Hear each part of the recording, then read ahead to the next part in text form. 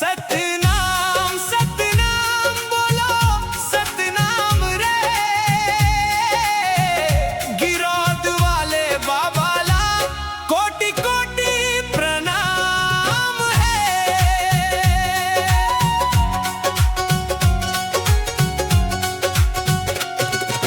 हृदय बसा लो भक्तों गिरौदपुरी के नाम रे,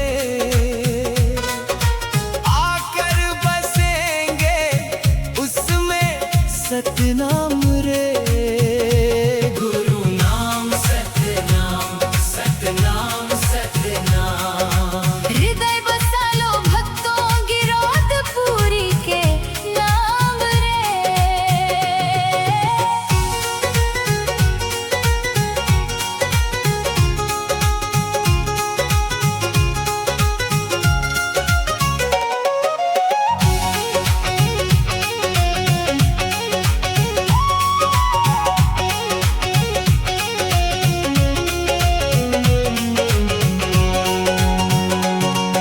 गिरौदपुरी के पावन भुइयां जहां बाबा जन्म ले डारे, सत्य अहिंसा के रास्ता दिखीस सबके काज सवारे। मिट गए अंधियारा जग के जब बगरिस ज्ञान के ज्योत रे, गावो मिलके सबो बाबा के गुणगान रे। गुरु नाम सतनाम सतनाम सतनाम, सतनाम सतनाम बोलो सतनाम रे, गिरौद वाले बाबा ला कोटि कोटि प्रणाम रे।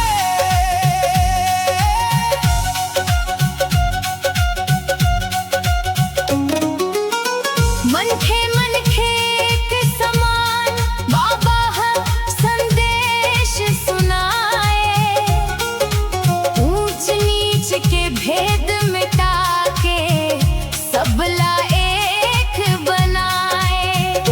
जैत खाम के छाँव में आके मिलके मन ला शांति, सुमिरन करो तुम होकर सुबह और शाम रे। गुरु नाम सतनाम सतनाम सतनाम,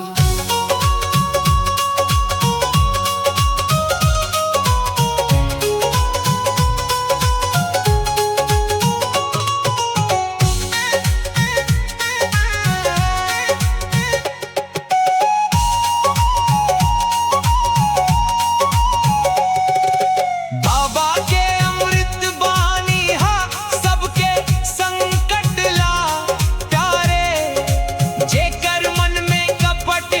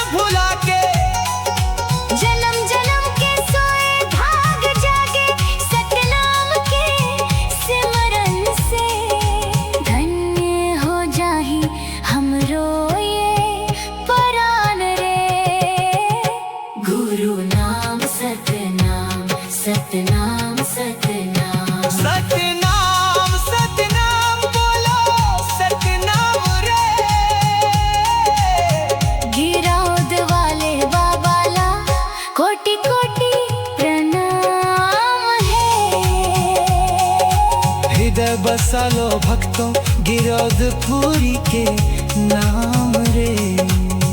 आकर बसेंगे उसमें सतना